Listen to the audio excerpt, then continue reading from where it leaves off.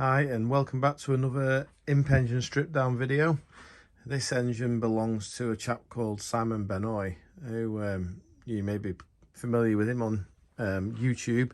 He's done rather a lot of racing over the years. He used to do HRSR in the HSCC in a saloon car, in an imp, and he's quite successful at it. And more recently he's moved over to CSCC, and he's been enjoying racing in there in endurance events, 40-minute races. So I haven't seen this engine since 2016, so it's a bit dirty. It's done a few hours, but I thought, you know, might be something interesting to learn when we take it apart. It says it's still fit. It said it's breathing a bit, which probably is acceptable for the hours it's done. So we're going to give it a refresh and get him out for the start of the season. So we'll have a look inside. I'll pull it apart and I'll just talk a little bit. You might notice there's a few spacer plates on the engine. There's two spacers because the engines were modified in two stages. The first stage was the 5/8 plate there, which was for the longer connecting rod. So we sorted out the rod to stroke ratio, made it 2:1, because in an imp it's quite short. It's like 1.6:1, and when you want to have them singing up at like 9,000, it's a little bit short. You could do it a bit longer. So that was to sort the rod ratio out. And then the next plate you see is a 5mm plate, because this went from being a 998 and he upgraded to an 1150, which is an extra 10mm on the stroke. So obviously 5mm each way, hence it has a 5mm spacer. Also, you might notice it's got a spacer plate between the cam cover and the behead, and that is because when Bob Jones was developing the cams for me, he said, you know, we're running out of room, your follower's tiny and your spring's dead short, and it's all struggling to control it. So what we decided to do was get a carrier made, which was 3/8 of an inch taller, and then we used some Toyota valves which were longer, and we used a 31mm cam follower, which was obviously a bigger cam follower, so the profile didn't run off the edge of the follower. And then for the lift we wanted to run, the spring and the cam follower was no longer stressed trying to control it all, because he runs this thing to 9,000, although I told him 8.5 several times, but it's his engine, he does what he pleases with it. Anyway, I'll stop waffling now. We'll come back to this when we put it apart a bit more and see what we see. Right, just took the head off the Benoit 1150, and it's really looking quite good actually. The wheel strings have been sealing perfectly, which is nice. Obviously with this setup it runs a dry liner, so the liner doesn't shuffle like it did on the old wet liner blocks, so that's good. So looking at the bores, I can still see the I'll try and focus on it, the crosshatch in there from the original home marks, and there's a bit of ballooning there where the skirt's gone, but I don't think it's by any stretch past its best. I'm sure this block will go again. So you can see the extra water holes I drilled around the outside there to try and encourage cooling around the cylinder. This is the head, and yeah, looking at the head, the seems to be running quite well. The wheel strings all nicely sealed. And onto the camshaft. This is the taller cam carrier I was talking about before. And then if we look at the cam, it's this is one of the higher lift cams that I run. This is a steel billet cam that's it's gun drilled, it's hollow all the way through for weight. It's obviously a steel cam, and that runs on the bigger follower.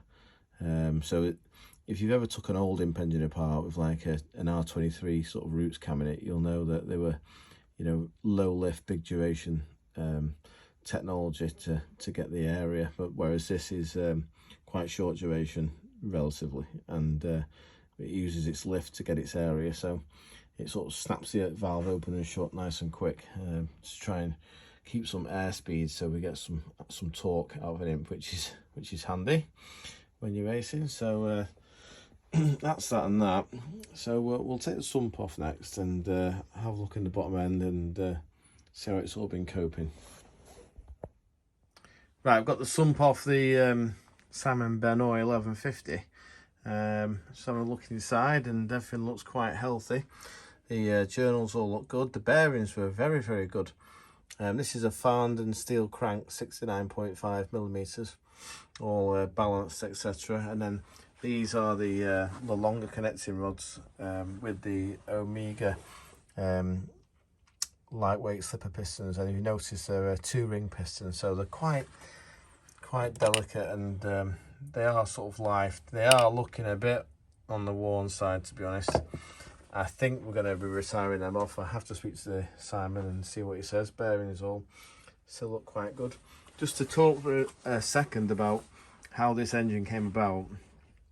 Years ago, when I did this, as I initially started working for Simon, doing his engines, I think around 2011, we were using imp cranks, and we had a couple of breakages where the crank snapped at the front.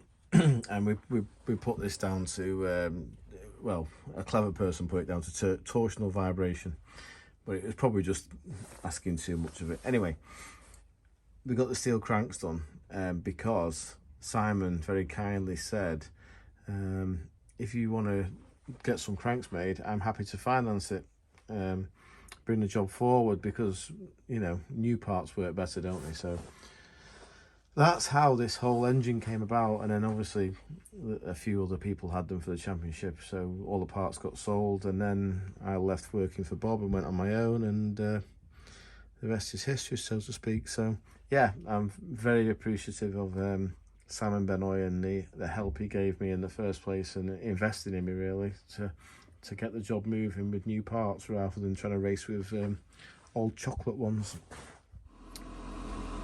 Right, back with Simon's engine. I just thought I'd do a little cut on basically the crankshaft and the bottom end, and how important certain things are to make these engines work as a race engine. Now, we all know that Hillmans haven't got the best reputation for keeping their inside parts inside. Now, there's several reasons for this, but the most important reason, which I'd like to tell you YouTubers about really, is the expansion rate.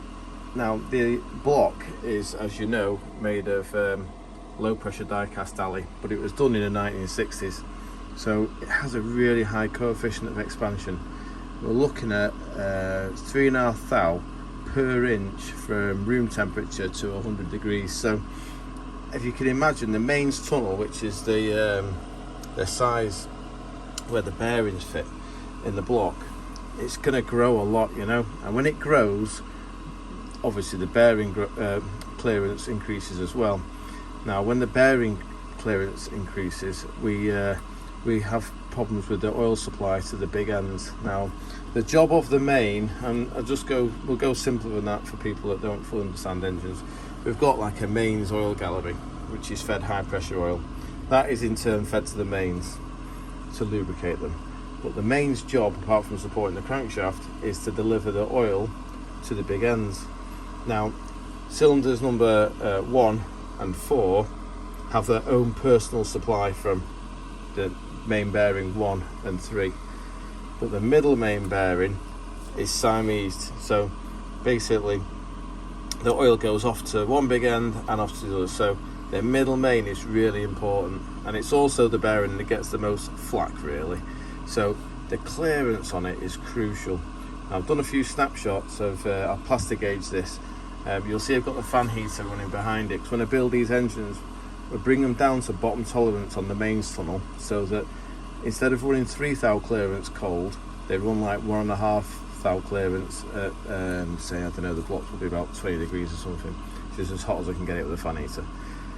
And the idea of all this is, when the engine's out there racing and the block temperature gets up, we've still got to maintain a decent clearance on the mains journal, so that the oil can be fed in the direction of the big ends rather than escaping out of the mains journal and back to the sump. And then obviously, if you've ever been around imps, there's loads of people watching this thinking, you know, what are you on about? But it's always number 2 and 3 cylinder that fails, and that is because they share their oil feed. So you hear people say, oh, the big end bolts failed, or the bearings spun, but the reason for this is oil supply. So that's why and I've got this bar here. This bar is turned with 3 diameters on it for all the mains, and that's the tunnel size of the block. So I put this in the block, and I put the mains cap on, and I torque the mains cap up, and sometimes the shaft just spins because that block was machined from the factory on top tolerance, but I want it on bottom tolerance. So what I do is I shuffle the cap on some emery to reduce the size of the circle, and then I have to use a bearing scraper to make it round again. But by using the engineer's blue, or in this case I've used some graphogen, which is why it's not blue, you can see the high spots in the cap, and then use a bearing scraper to get the cap round again. And then when you've got the shaft nicely pinching and contacting all the way around, and you put the crank in, the crank with the fan heater on will spin lovely like that. That's how it needs to be, you know. Now I've plastic gauged this and took a photograph of it, and it is absolutely bob on. It's on 1.5 foul clearance on all journals, which is just where I want it. When I turn the fan heater off and this cools down, the crank will not go around nicely, which does alarm some people because obviously the journals are shrunk. In an ideal world, really, we need to get some F1 heaters so we can warm the water up in the block before we start it, but we can't do that because it's just a bridge too far. Anyway, I'll move on from this now. I don't think there's anything else I wanted to say about it. No, that's it for now. Okay, thank you.